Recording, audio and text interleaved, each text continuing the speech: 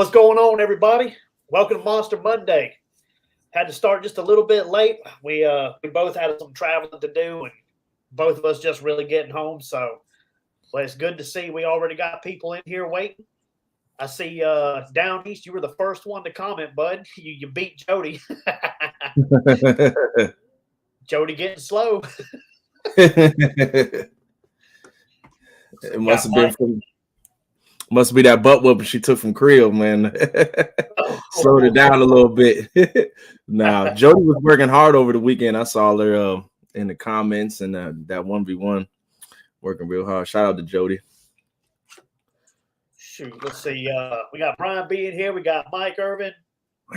Who else is in here? Joe, I see you in here. Somebody kick him out. No, I'm just kidding. Don't do that. Daryl, what's going on, bud? Tim, G Style, Gray's family. I appreciate everybody being in here. Got my boy Has in here tonight. I've been trying to work it out to where I can get you in here. I didn't want to bug you too soon because I know you're busy, but I finally just decided to throw an invite out there and see if I can get you to come on. Absolutely. I love to come on the shows. It's been a while since I've been on one. I can't even remember the last time. But it's great. I like coming on and, telling the stories and especially from my journey over the last year and, my monster hunts. I know this is what, your show is about. And, I got several of them, that are memorable, in my eyes that I've hooked into. So thank you for the invite. Appreciate that. Thanks for everybody that's out there supporting in the comments. Appreciate each and every one of y'all. What's up, everybody? Yeah, I know we started a little bit late, y'all. We're going to give it just a few more minutes to try to let some more people come in before we get this thing kicked off.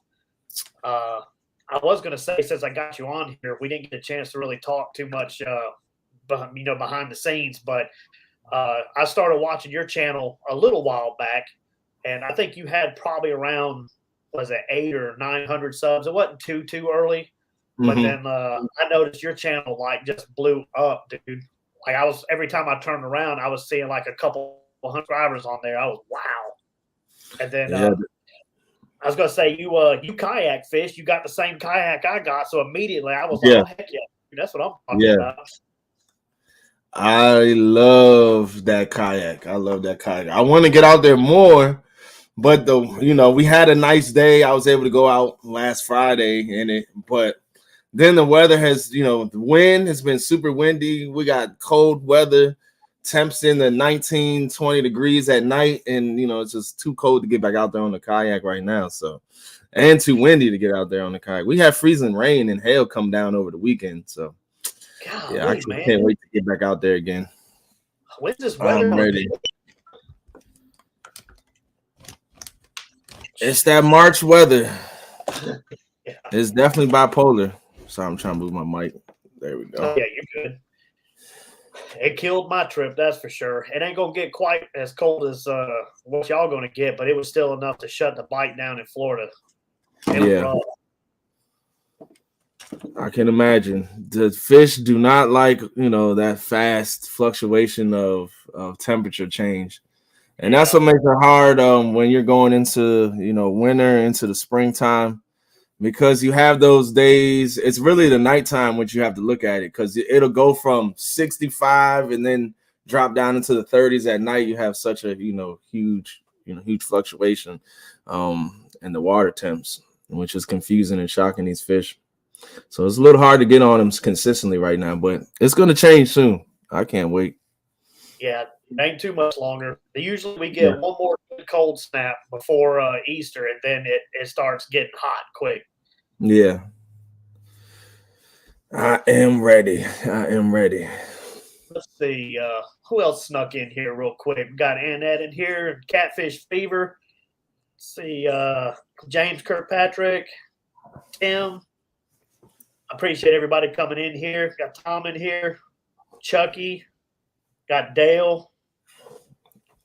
Yeah, everybody filing in now, boy. Glad to see you all in here. I guess if you want to, we go ahead and start off on one of them big old fish that you catch, man. You got a list of them. Well, let's start off with my first fish over 50 pounds. We're gonna go ahead and we'll start there first. This was it was January 2019, January 2000, I believe it was 2019. No, 2020. It was January 2020, and me and Mark, the Freaky Magician, we had been doing some series of catfishing for about a few weeks together, trying to go after these monster catfish. Now, I've seen people pull out, 50s, 40s, 30s, 40s, and 50s, but me personally, I never seen a fish bigger than 19 pounds. That was my PB at the time. I've never seen a fish, in my presence bigger than that. And one day it was a windy day, very windy day. A day like now when I see the wind, I'm just like, I'll go fishing another day. I'm not messing with the wind because it's hard recording, especially with live streaming. It's hard to get that audio right in the wind. But we went out there. We were fishing off a dock, and I remember the waves were just coming over. Because it's a floating dock, so it was moving the dock, and the waves were coming over, crashing onto it. And I was using eel for bait that day, and this is when I just started. Wasn't fishing about a year and a half maybe, and I was using Penn Fierce, Penn Battle 3. I had a Penn Battle 3 combo from Dick's Sporting Goods, like $100 combo, and I had a GX2 combo, and that was my catfishing gear. That's what I'll go out and fish with. And we had eel for cut bait. We toss it out there. I think Mark catches the first fish that day, and it's a decent size, like 10, 12 pound blue cat. Then my reel is singing. Like we had our poles like resting on our backpacks with the with the bell clicker open, drag loose so they can just take it. And then I'm tightening up the drag, and then I'll reel up into the fish, and I can tell, like, it's fight on, from the get-go, and like I said, my biggest fish up to that point was only 19 pounds. And I'm going crazy. Mark's going crazy. The rod is just doing this craziness, and I'm like, then finally we get the fish up. I don't even think it was that long of a fight. I would say it was probably about like maybe a minute and a half. We're fishing in like 30 feet deep, and we get this fish up, and I got this baby net, for like a 30-pound fish. Shout out to Mark, because without Mark, I don't know how we would have got this fish in. He gets the net like up to the fish and got half the body in. Like he got the head and up to like his dorsal fin is in the net, and the other half is like hanging out the net. But he gets like one of the best net jobs a Joey can have, and we get that fish in, and we're ecstatic. Like we're both going crazy. That's just like raw emotion. He's never seen a fish that big. I've never seen a fish that big. It was crazy. That was like, after that, I was like, bass what? Bass who? I'm hooked. I'm catfish hooked. I need to get another one.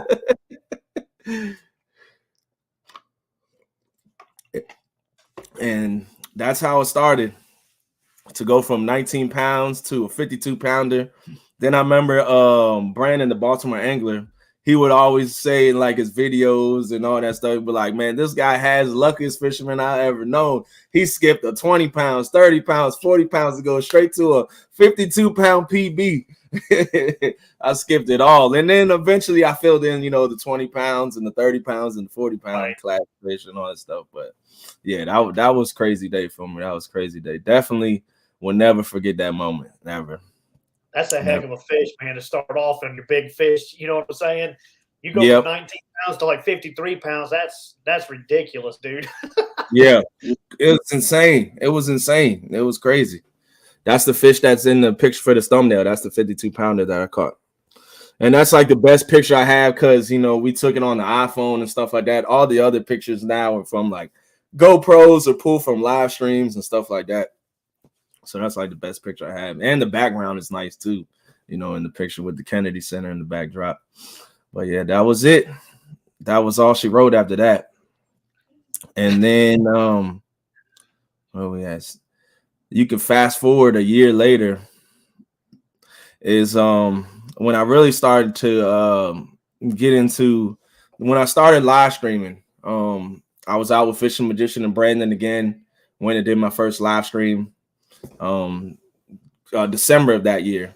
And then a few weeks later, I remember hitting Chunky up, Chunky Cats Fishing, and I knew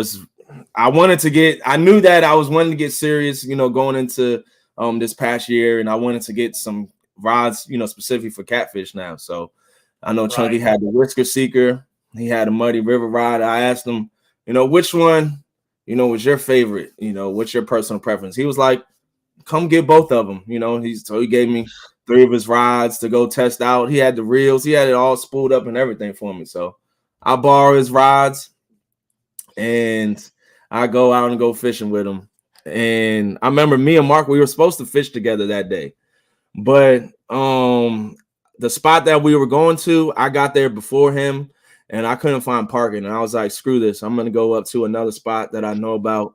And I went up there, and definitely I'm glad I made that choice, because Mark was like a mile downriver and he wasn't catching anything, and I was upriver tearing the fish up. I think I ended up with like 9 fish that day, and this is in January too as well, a year later.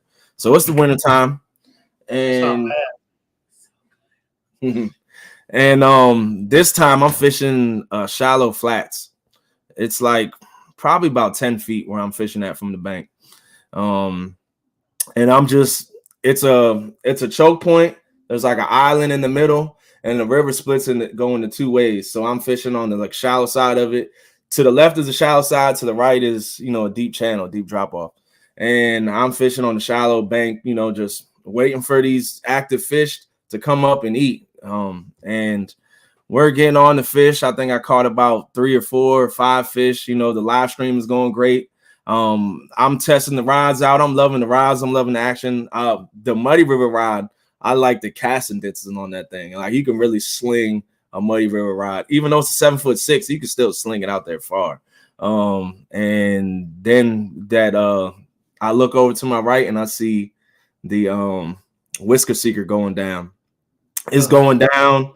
It's peeling drag, and I've never used these rods before, and they're spinning reels, so I didn't know like what I had on, how big of a fish I want, but I go pick it up and I know it's a good one. Like, I know it's peeling drag, I know the rod is bending crazy, it's going insane again, and I can hear tail slaps because we're fishing in the shallow. So the fish came up to the top pretty fast, probably after like 20 seconds, but he was way out like 100 yards, but he was still like up on the surface. And I hear this huge tail slaps, and it's dark. There's no, I'm up way back into the woods, so all I do is hear it. I can't really see it. I can't really make it out. And I finally get this fish up onto the mud bank, which is low tide, so the bank went out like another like 15 feet. So I gotta walk all the way out there in the mud and get this fish up off the bank.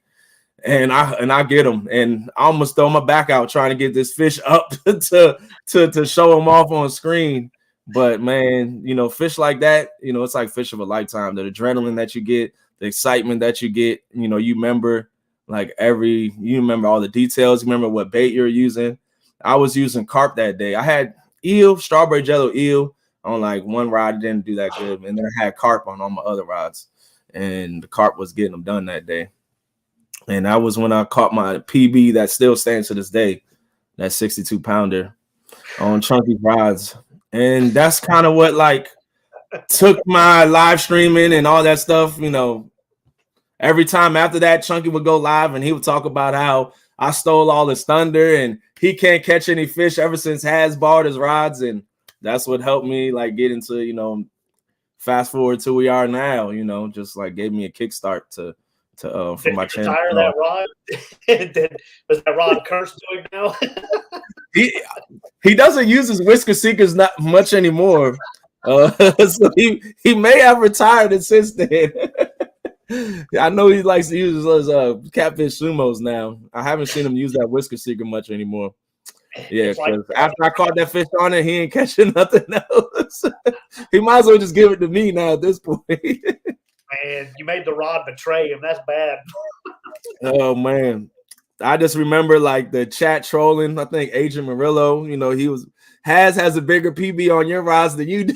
Oh, no, They no, giving no. Chucky a hard time. It was funny, man. It's all fun and games. We joke with each other all the time on the Potomac River, and we be having a lot of fun with it. But yeah, that day right there, definitely one for the books. I still, to this day, I still don't think I've had a better live stream than that day. And that was like one of my first few weeks getting into the live streams. It's just hard to top days like that, you know. It was like, I think up until that point, I think I maybe had like 50 people in my live stream, and that day I think we got up to like 150 people like in my live stream. I had a lot of views. You know, we were on the fish. You know, it was just and the chat was going great. You know, the people were good. Still to this day, I see a lot of people in here. There's some new faces now too, but a lot of the same people from that day still in here to this day. So I've seen a question that caught my attention real quick. Mark over here put, could you guys send me send me some GPS locations where I can drive my car to and go fish in deep water from the bank. He wants some over 30 pounds. You could go anywhere on the Potomac and downtown DC. There's a lot of places where you can park and fish, right? You know, not too far from it, and you can catch fish over 30 pounds. A lot of different places. Let's see who else snuck in here real quick. I know I see David Smith in here and El Catfish Grande. We got Quiet Man Curtis. Appreciate y'all coming in. Sean, what's going on? Fat Boy Eric. Man, got a good turnout tonight. What's up, Kaz? I see you in here. You snuck in real quick. I didn't even see. Oh, man. Yeah, that's crazy, dude. Like, especially on a live, huge fish like that, especially in January when usually people are doing terrible. Exactly. January, I'm not fishing deep. I'm fishing in the shallows, you know, and it's not a good time of year to go fishing and produce fish. And it's just like, that's why, you know, I'm humble. I thank the fish gods every day when I go out and get on them fish, man. I thank the man upstairs, you know, and I appreciate the waters that we have. You know, the Potomac River, we are definitely blessed with a great river system. The Chesapeake Bay River system, period, is a great fishery. What's up, Kevin? I see you here too. Brian said I caught that fish and was all teeth for like 30 minutes. Dude, I would be. Yeah, that day was great. That day was great. There was a lot, and then it's been a lot of days like that since then. You know, where it's hard to remember all the days, but there's been a lot of great days of fishing last year on the Potomac River. Curtis, you want to know a little bit about the kayak? Well, me and Real Beast have the same exact one. It's a tank. It's a tank of a kayak. I would call it like it's pretty much like a John boat. You know, it's just your personal John boat. It's a little more narrow, but it's 13.5 feet long. Very hard to tip over. You have everything right there in reaching distance. You know, the way I have my kayak set up, I got my 2 rod holders in the front, then I have my 2 right behind me. Makes it really easy for me to access and get on these fish. And the thing I like about the kayak is I'm just more efficient fisherman. I get my section of river and then I go pick it apart. It's not like in a boat where you're running here, you're running here, you're running here, you're running here. I'm a fish that whole entire time. My kayak's in the water. I'm dragging my baits to the spot, suspending my baits to the spot that I want to go fish. So I'm always fishing. There's not a time when my rods are out of water. Majority of the time. Another good thing about that kayak, it's got like a 600-pound weight capacity. That's something to hold some stuff in. Oh yeah. Like me, you know, I'm a big, heavy guy, you know, and I just had my 55-pound catfish in the boat. On top of that, we'll get to that story later. But yeah, on top of me in the kayak and all my gear, batteries, all that stuff, and had no problems at all. Like felt safe and everything. So yeah. Do you run 1 or 2 batteries? I have 2 60 amp hour batteries that I have in my kayak. One, when I bought it originally, I was like well, 260s is more than 100, and it was cheaper. But now I should have just got like 2 100 amp hour batteries, but it's all good. I actually have 3 60 amp hour batteries that I can bring with me. Most of the time I only have 2 out there, but if I'm going on a long trip or something, I'll bring all 3 out there. Nice. I'm actually ordering I got a 60. That's all I've been using. It's just a 60 doing short trips. Yeah. But wasn't last year. I went upstream for a little bit. The current picked up, and it actually eventually ran my battery dead. I had to paddle that bad boy back upstream. It like to kill me, dude. I got it back, but good God. So I'm getting 100 amp hour. That's one thing I haven't had to do yet. I did see I go out there with 2 batteries. I remember I had a tournament, 1v1 on Do You Has What It Takes with Ryan Bortz in the river. Normally our river is like a half a mile an hour. After a rainstorm, it may get up to like a mile or something.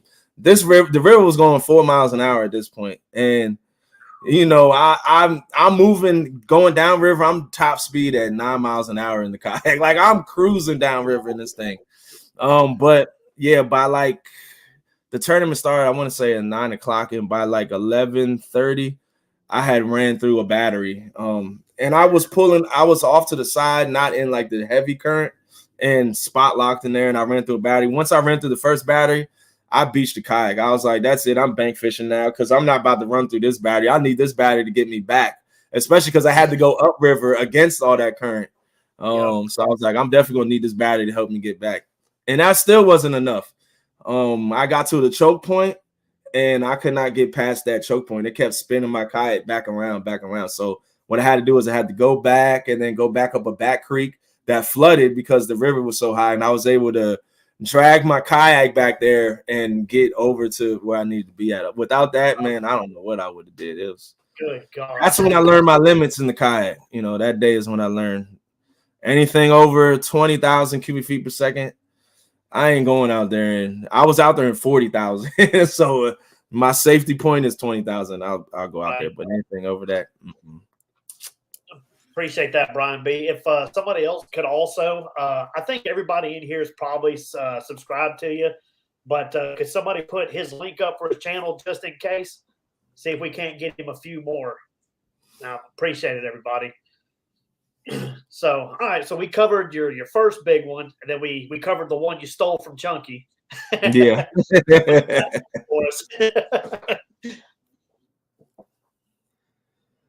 Yep. And then we could get into my biggest fish in the boat, which is 52 pounds. And that was like my first night trip in my boat. Those of you that don't know, I do have a boat. I haven't taken out since I got my kayak. My boat's just been sitting. I love that kayak too much. And the way gas prices are, it may just sit there. It may not come back out. I don't know. Now, but I'm going to get the boat out soon. I definitely have to get the boat back out. But I remember I was doing my first live stream and my first fishing trip at night in the boat. And I had hooked into, it was a big fish. It was a monster fish. And it's different fighting these big fish when you're on the water then versus the bank, because these fish, they come underneath the boat and they're digging, and it's hard to stop them. They're pulling drag. It's a fun fight for sure. It's definitely a fun fight. But I remember I get this fish up, and I think it was around 50-something, 51, 52 pounds. The net was bouncing back and forth. So my boat PB is 52 pounds and bank is 62. But that was a great night too. It was another great live stream. I had a great night. I think I was using EO that day. That was a while ago. That was probably like I want to say March. That thing was probably around this time last year. Maybe it was April. But I was fishing in the deep that time. I was fishing in like 50, 60 feet deep in the channel. And that was a fun fight. I see you in here, Epic and Green Machine. How y'all doing tonight? Central Valley, Amy Evans. I got a question for you. This one, it's not. It's a little different. Not your biggest. What's the most catfish you caught one night? I'm curious about that because I know y'all got some serious numbers up there. Yeah. The most I have from the bank, I've caught 43 catfish in 7 hours. It was a 7-hour live stream, and I used the same bait the whole time. I had the eel on, And I was like, I'm not switching this bait. If it's working, I'm gonna keep throwing it out there, keep throwing it out there. And I was just trying to see like how long this eel would last. And it lasted for 7 hours. I was still catching fish on the same piece of bait. That's why I was like, when people be like, you need to change your bait, I was like, nah, when the fish are biting, when it's on, they're coming. They're coming. Golly, man, one bait, 40-something fish in 7 hours. Jeez. Yeah, that bite. That was at the mud hole. The famous mud hole that DMV goes to. I stumbled across that. He told me about that spot, but he told me how to come from a different way, and I was coming from the way that where my PB spot is. So his directions wouldn't have helped me get there. So I stumbled across it with my brother one day, and I found it, and it was like, and then I'm looking at it, and I'm like, this looks like the mud hole right here, and it's like tucked off of the trail. It's way back in the cut. It's not easy to find, so I was surprised I even found that thing. But yeah, I went out there. And we were on the fish. Well, I was on the fish, and it's not an easy spot to fish because the tide goes out, 15 feet, and the bank drops off. Like it's about a 3.5-foot ledge that you have to keep climbing up and down every time you go get these fish. So for 7 hours, I'm 43 fish. I'm climbing up and down this embankment. I'm trekking through the mud, 10 feet, 15 feet out there. It was I was tired. I was exhausted by the time I got home. And I still haven't been back to that spot since. I have not been back there. Oh, man. But it was a crazy bite. That was an insane bite. And from the kayak, I am 50 is what I caught the most in a day. God, I put a video out where I used just one eel and was like, see how many fish I can catch. That's what I love about eel. Like, if you're using, skipjack, or if you're using gizzard shad, or you're using chicken, anything like that, you got to go out with a boatload of bait, to be able to catch 50 fish. But if you go out with one eel, I can fish all day, all night long. I can fish as long as I want off of one piece of eel and catch as many fish as I want. That's why I love that eel. It stays on the hook. It will not come off. So it's tough. It's a tough bait. Yeah, it's tough. It's very tough. But yeah, there's a lot of times when we caught a lot of fish. But those are two that I remember: 43 from the bank and 50 in the kayak. Jesus, man, that's some serious numbers right there. Yeah, and that's when, like, after those, especially after the 50 in the kayak, that's when I started putting gloves on. I was like, until you catch 50 fish in the kayak and you're pulling these fish out with your thumbs all day long, and then you're going home when your hands are bloody knuckles, your fingers is like, they're raw, like you can't even touch stuff, like picking up a cup hurts. I was like, yeah, I'm wearing gloves from here on out. I got gloves in the kayak. I got gloves on the bank because these fish tear your hands up. They tear your hands up. I don't use a net in the kayak. I just got a net at CatCon. I got a monster net, which I thought would be good for the kayak, but turns out I got the HD 40, which is like the smallest one, because I didn't want it to be in my way. If you get the HD 80, that thing is massive. It's in the way of casting and all that stuff. But the net isn't big enough for me to net the fish that I'll be catching. So I'm just gonna go back to grabbing them out with my hands. Dude, the best part of catching that many fish, I haven't caught that many catfish, but I've caught a bunch of bass one time, and I think we caught like 70-something bass in a day. Your hands are so raw. You pick up a shirt, put it on the next day for work, and your shirt would be sticking to your thumb. Yep. I know exactly what you're talking about. It's sticking to all the fibers. Yep. Haven't caught that many bass in a day, but that's a good day of bass fishing too. Man, they were all small. They were nothing big. Still fun though. It's still fun. Until your wife won't let you come over and hug her because your hands scratch her up. Yeah, don't touch me with them hands. You rub her and it's all rough. It's like sandpaper cutting her up and stuff. And then like I have I keep a hand sanitizer in my truck. So after I get back from my trips, get to the truck, I always put the hand sanitizer on. That's always the worst part of the day, man. It stings so good. It's like but you're cleaning out all the cuts and all that stuff, getting it all. But man, that stuff stings. She had me so mad. I actually, because I paint for a living, so I got sandpaper. I was actually I was pouting, man. I was sitting on the couch doing my hand with sandpaper trying to take the ridges down. Oh It man, worked too. that's funny. Uncle Lou, I see you in here. I think you were in here a little bit earlier. I just didn't get a chance to call you out, bud. I appreciate you stopping in also. Hey, I see that bumping rod, dog. I see it. You know what I'm saying? I might have to make an order one day and try that bad boy out. You know, once everything dies down.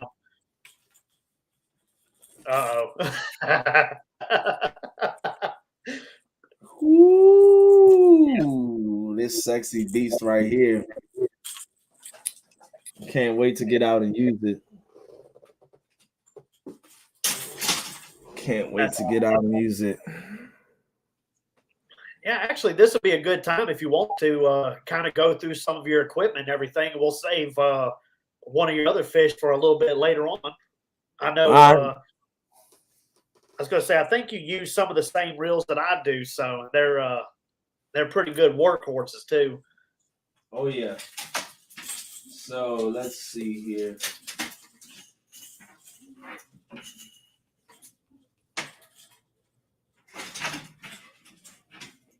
Oh boy, I got 35 of y'all in here watching.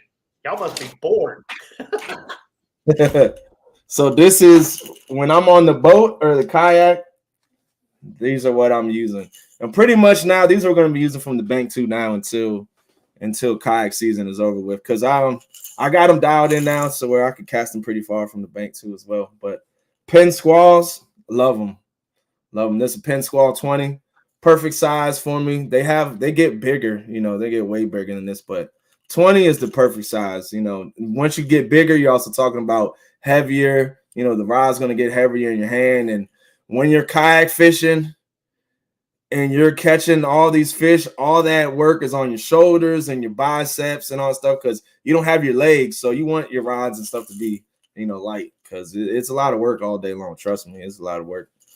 And then, of course, I use, the Santee Cooper Rig with the float circle hook, 10-aught circle hook, and, 3-way swivel.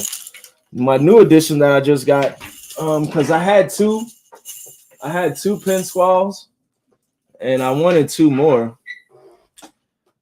So I just added the new ones, the Penn Squall version 2s, which are all black, which I like them. They're pretty much the same thing, just it's all black.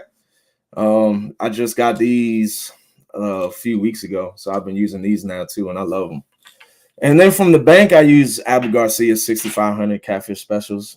Those are the ones I can cast the furthest, so that's what I love using from the bank. But I've been beating them things up all year, so now I'm just gonna keep those out of service and clean them up and maybe upgrade some of the parts in them so they can sing even further, so we can full send them even further. So yeah, I'm just gonna be using my Penn Squalls for now.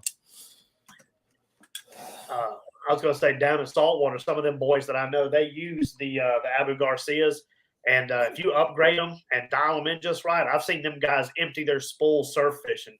Oh, like 3 wraps on the reel. That is insane. That's like 150 yard, 200-yard cast, which when you're bank fishing, it definitely helps. Even if you're just fishing the river, especially like where we fish at. I'm fishing on the Maryland side, and the channel is all the way across the river on the Virginia side. So you always want to get one rod at least as far out as possible as you can get. So if you can, upgrade your parts and get them things to sing, and you can fly and hit the channel, that'd be amazing. Which it would take probably about a 180 yard, 200-yard cast to hit that channel. As a little brave, though, you ain't leaving much room on that reel for a big fish. Yeah, I know. Oh man. So we talked about your first big fish ever, which that's pretty epic. I didn't even know about that. That's the first time I actually heard that story. Mm-hmm. And then your biggest one and your first real live. I seen a couple of people asking, early on in here. If you want to, maybe it's time you talk about this last outing where you had a good day and a bad day all on the same trip. So, but before we get into that, we'll talk about I have two more kayak stories we're gonna talk about, and then we'll get into the grand finale. So we'll talk about the first time I took my kayak out on the river. I didn't even have the monster rod holders yet. Like I didn't have my rod holder set up, so I had one rod under the chair, like under my leg. I had it like kind of jerry rigged into the chair, so I'm sitting on it, and I had the other rod the same way, like so I'm sitting on my rods as I'm suspend drifting down the river. And so yeah, and I'm using this was in July. This was in July, and I have like strawberry jello chickens what I'm using for bait to this day. And I remember hooking into a big fish. Like I got a monster fish on. My left rod goes down, it's underneath my leg, and I'm fighting this fish on, and I know it's a big one, it's a good one, and it's my first big fish in the kayak, and it's pulling the kayak, turning it in different directions and stuff. And while I'm getting this in, I'm like probably 30 seconds into this fight, my other rod goes off. So I'm trying to not to lose this rod while I have a big fish on this rod. I reel down on this one, make sure he's hooked, and then I make sure I secure it more underneath my leg. And then I get this fish in first, 46-pound blue cat. It's like on my first trip in my kayak, I hooked into a 46-pound blue. So now that's my PB at the time in the kayak. And then I get up the other fish, and it's like a 28, 29-pounder. And that was like my first like double up on big fish. I've caught, the 50 and the 62, but I never doubled up on, big fish, multiple fish at the time. So to have, a 46 on this one and a 29 on this side, and the first trip in the kayak is like, that's how you jump straight off the deep end and just right into it. That's it right there. You're done. And then I was like, yep, I love the kayak. And then, after that trip, I hit Steve Douglas up. I need some monster rod holders for the kayaking. Boom. Shout out to Steve Douglas. He took care of me. If you need rod holders, that's the guy to go to. Definitely monster rod holders for sure. Though definitely, you want the best of the best. But what I did if you're gonna mount those on your kayak, do not use especially you have the Old Town Sportsman. Don't use the plastic rails, because they're gonna that plastic rail flexes, and those rods you're gonna lose the rod holder and the rod at the same time. Yep. I got aluminum metal tracks that I put on there. I got 4 of them that I mounted. I just got like the 4-inch ones and mounted them on there. I have a video if you guys are interested. Anybody that does any kayak fishing, you can check it out. Did you put the metal backing plate underneath? Yep, metal backing plate too. Yep. The ones behind me were easy. My original plan was to put an 18-inch metal one with the backing plate on it. I don't know how Justin Johnson got the backing plate in, to replace the other ones. So I was like, forget that. There's like a 4-inch gap right in front of it next to the rod holders, and that's where I mounted it. And you take the rod holder out, and you can get the backing plate up there perfectly. But other than that, I was like, I don't know how. I tried snaking it. I snaked my fishing line through and was trying it, but it just kept falling to the side, slipping to the side, falling to the side. I was like, forget this. I'm not doing it. I sent the 12 inches back, and I got the 4 inches to replace it. I was like, nah. I couldn't get the backing plate in mine. I ended up having to use big giant washers, like the super thick ones that you can get that are like rated for like 1,000 pounds. Yeah. I just went all stainless steel and all the big washers to lock it in, because I couldn't. It kept turning over, like you said. I was using the Yak Attack makes the little, what do you call it? The rigging bullet that's supposed to come in, screw into it, and pull it through. Yeah, it wouldn't do it. It kept flipping, so I ended up having to improvise. Yeah. I mean, that's the thing when you guys get into these little, hooking your thing up and hooking your kayak up, you're gonna, even in a boat, you're gonna have to do some improvising. There's always some stuff you're gonna have to do to make it fit the way you want to fit. But yeah, now I'm good to go. Now we are good to go. Oh yeah, Curtis. We get to that story. That's the next story that we're gonna get into. That's good. That's the next story we're gonna get into.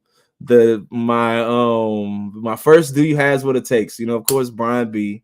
He always thinks he has what it takes. He always thinks that he can beat Papa Potomac, but time and time again, we show him that he doesn't has what it takes. Just sorry, Brian, but so he wants to step up to the plate and challenge me. And I even give him an hour head start.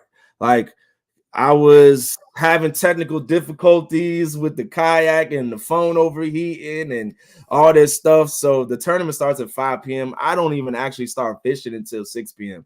And Brian's over there. He may have caught one fish or something. I don't know. He wasn't on the fish. But I go out there and I spot lock in like a 50-foot hole. First spot. It's not even like a spot that I had fished before, but it was just like on my way. And I was just like, I'm just trying to get the fishing right now. This is close to me. That's like another 15 minutes down. So I'm just trying to get on these fish. So I stopped there, spot locked, and I was on the fish, immediately. I was on like, one fish after another. And then I ended up, hooking into my biggest fish at the time, 53-pound blue cat. And when Brian saw that fish come in the boat, he knew he was done. He knew he didn't stand a chance. I think what were we doing, Brian? The biggest 3 fish or the most weight or something? I forgot what we were doing, but yeah, I was smoking his boots. It wasn't even close. Let me see what he's saying. It was hazardous conditions that night. I could have lost my life out there. Oh man, yeah, the river. It did rain right before. I'm out there in the kayak though. He's out there in the boat. I'm still out there dodging trees and snakes. Everything. It was definitely hazardous conditions out there that day. So after I catch that 53, this was like probably like an hour and a half later. I see some snake swimming up to me, in the kayak, and I'm like trying to hit him, and then he's trying to come up. So I stand up in the kayak because I'm like, and I'm smacking him down like off of the side of my kayak, and then he turns and like leaves out. So I'm thinking like, all right, I scared him off. Nope, he turns right back around and starts bolting back to me. So then I take my paddle, smack him on the top of his head. I hit him so hard. And he didn't move after that. So that joker died immediately on impact. I done smacked that joker. They said Brian sent the snake my way because I was whooping him so bad. Yeah. Oh, man. Yeah, that snake came after me and I was not playing no games. I was like, you ain't getting up in this kayak, buddy. That was crazy. But yeah, that's when I caught a 53-pound blue cat. And that PB stood for the rest of the year. Until my first trip of this year out in the kayak. That's the only thing I'm afraid of in my kayak is a snake coming up in there. That's the only thing that worries me. Yeah. That's when Yak Food was created after that live stream. I was like, we're giving Yak Food lessons. We got the I keep my paddle right there in my holster, lock and loaded, ready to go. For any animal, any creature coming my way, anything, we got it locked and loaded, ready to go. We ain't playing. Got to keep that. And when I caught that 53-pounder, when I went to go release him, like, I dropped him off the side of the boat, off the kayak, and he knocked my paddle loose. So I had a fish on, and I had to like, get off spot lock. I had to go chase my paddle down because it's floating down river now at this point. I had to go chase my paddle down. Oh man! Luckily, I was able to save my paddle because without that, I wouldn't have been able to defend myself against that snake a few hours later. Oh man, yeah, that was crazy. Brian, you said you breeding more this summer. I got something for you, buddy. I got something for you. Don't worry about it. Don't worry about it, buddy. Don't worry about it. That snake on a hook and send it. Oh man, but we can go ahead and get into this grand finale, which at this point, there's probably most of people probably saw the video or heard the story. But it was last Friday, and we have like the best day, the warmest day, sunny out, that we've had all year. And like I've been planning, to go out this Friday. I'm ready to go. Thought I was ready to go. It's my first kayak trip. I just had cleaned my truck out like 2 weeks before, so I had cleared out everything, every last little fishing tackle, hook, rod, anything and everything. I took out my truck and got it detailed and washed and all that. So I get up that morning and I'm ready to go. I get out earlier than expected, and I get on the road. I gotta go drive to my lot to go pick up my kayak where my kayak trailer is stored at. So I get there, it's about 15 minutes from the house. And I realized that I forgot my my fish finder battery. I have a separate battery to run my depth finder. And I'm like, well, yeah, I'm gonna need that because I'm dragging and suspending planer board. So I need to know the depths that I'm fishing at. So I go back to the house and I pick that up. And then I go get my bait, and then I travel down the road. I get about 25 minutes. I get on the highway. I get about 25 minutes from the house, and I realize I forgot my chair. My chair is sitting in my closet for the kayak. So I'm like, well, I can't get in the kayak without the chair. I'm going to need that. So I have to turn back around, go get my chair, and then I finally get to the river. We're getting all set up. I'm loading everything up into the kayak. Then I finally about to kick off. So I kick off, I paddle off of the boat ramp. I'm pulling on my drawstring to deploy the trolling motor, and it's not deploying. I'm like, I'm pulling on it hard, and then I end up, the knot ends up flying out of the plastic in the handle, like broke the handle, ends up flying out of there. So then I got to paddle back, and then I realized like the pulley had wrapped around the pulley, so it wasn't gonna deploy. But now I have to figure out something to jerry rig this, so I can still be able to deploy and pull the the little handle that you have, which I had a feeling like this thing was gonna break at one point in time, man. And sooner or later. Yeah, sooner or later. So I'm just gonna do my own thing. I'm not even gonna get another Old Town Sportsman plastic handle. I'm gonna just make my own thing, so it's more durable and I ain't gotta worry about it. But so I finally and get out onto the water and start to film my video for the day. I already have an idea of what I want to do. I got my Uncle Lou planer boards, which I bought last year, and the idea, I was gonna use them in the boat, but I don't have the type of boat to really be trolling. Well, I don't have a trolling motor, so I can't really do it in that. So I haven't used the planer boards yet. So I was like, I'm gonna get out here in the kayak, use these planer boards for the first time.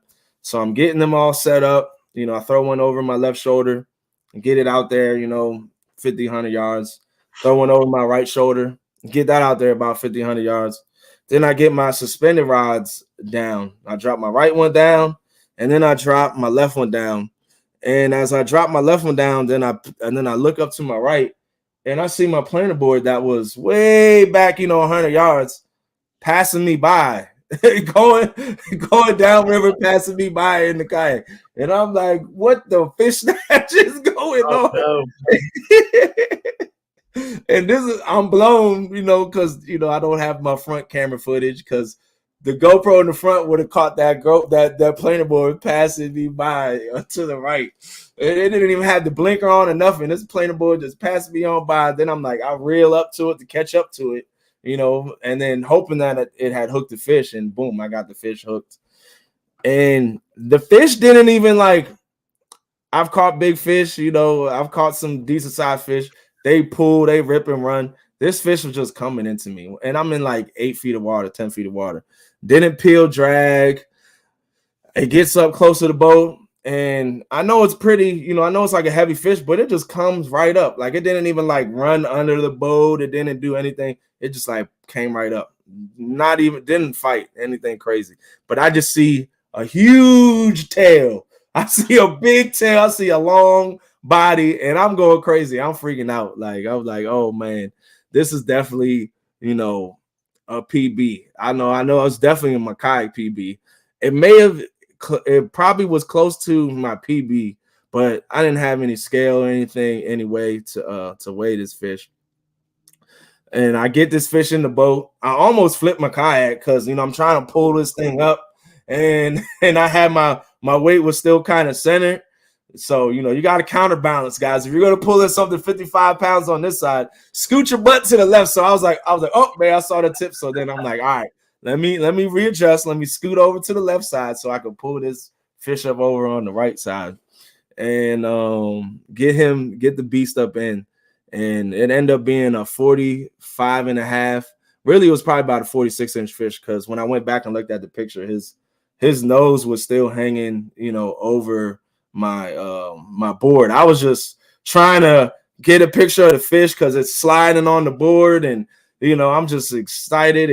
So it was like a 46-inch blue cat. End up with the girth, formula end up being 55 pounds. But I know it was probably around 58, 59, maybe even 60 pounds. That formula gets you with like an approximation, get you close, but it's not exact.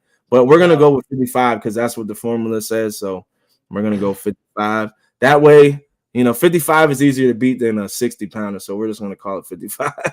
Right. Oh man, but yeah, that day was crazy. I've had a lot of lucky firsts. First time this, first time that, and just hooking into a beast. First time using the planer boards, first trip in the year in the kayak, and hooking into that 55-pound fish. Yeah, that day was crazy. Yeah, I'm surprised you caught him. I know they're in shallow water, but for whatever reason, when I watched that video, because I watched it when you premiered it, I was thinking 20, 25 foot of water is only 8 foot. Yeah, it was 8 foot. Like I went to this spot because where I love to fish out of my kayak, I can't drag baits or use planer boards. It's hard for me to suspend baits there because I'm always getting snagged up because it's a lot of depth changes. It's very rocky. It's a very snaggy area. So I'm like, no, I'm gonna go downriver where it's wide open and it's muddy bottom, and I shouldn't have any problem dragging baits, which I didn't have any problems. But there's a main channel way out to the left. And it was very nice day out. So, you got a bunch of boaters out and they're all flying up and down that main channel. So I was like, I ain't messing with that. Next to the airport is a smaller channel with like 8 to about 10, 12 feet. So I was like, I'm just going to drag my baits right up on this channel, have some in, the 5, 10 foot or 5 foot over here on my left, and have some over in that 8 to 12 foot to my right, and end up hooking into this fish. Right outside, the boat ramp, comes right out into the river. Boom, right there is where I caught the fish at. And that's it's funny because when I come back at the end of the day, there's this guy, the Sea Arc boat, and I asked him how they did. He had a nice, Sea Arc boat. He said the biggest they caught was 42, 43 pounds. And I was talking to some other people too, and they were they caught 30s and 40s. But they're ripping and running way down river, way up river. But it's sometimes it's not about going there, going here. It's just about the luck. I'm just right outside the boat ramp. Didn't go far at all. Then you didn't have to burn any gas. You could just drop some baits and catch some monster fish right outside the boat ramp. And that's the thing about fishing in the kayak. It's going to make you pick apart spots that you normally wouldn't pick apart. And you never know what you're going to catch there. That's why I love kayak fishing. That's why I love it. Oh, but yeah, that was my first day back in the kayak, and I'm trying to get my bearings because I haven't been in the kayak in 5 months. So, it's a little bit of adjustment, back fishing in tight spaces and all that stuff. And, I put on some winter weight, so it's not as easy to move around as it was as it was last summer.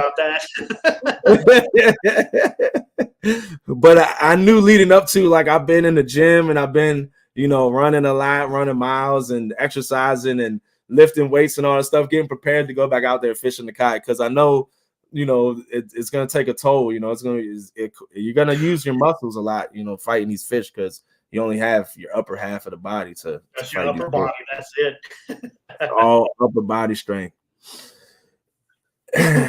But then later on in that day, I was the wind started picking up. It started kicking up, and kicked me off of the main river, so I went back into this cove. The cove that you see Chunky do his live streams at a lot of times. He's back in that cove. His cove was like half a mile from where I was at. So I'm like, I'm just gonna go back into this cove and sit in the shallow waters and hide from the wind. And I'm sitting back there. I go live on TikTok, and I'm on the fish. I'm like three fish in like 5-10 minutes. And there were some good ones, like 20 pounds, 18 pounds. But I'm sitting here doing my back cast like I've done in the past, and I hit the back cast and I hit my GoPro, which I've done before in the past. I've hit my GoPro sometimes. But this time my GoPro comes flying out of where the holder that I have it in, the mount that I have it in, and goes flying into the water, never to be seen again. Lost all of my front camera footage. I was so blown. Like that day, I come back, I record, on the ride home just so I can talk about what happened. And I get home immediately, and the first thing I do is offload my GoPro footage, and I get to edit, and I'm editing until like 3 a.m. just because I'm so upset. I'm making sure I got a video out of this. You know what I'm saying? Like normally I'll do it like a day or two later, but I wanted to make sure that I had a video just from my chest cam. I like to use multiple angles so I can swap back and forth, but it was difficult, but it still ended up being a good video, even only from one camera angle. Good Lord, man.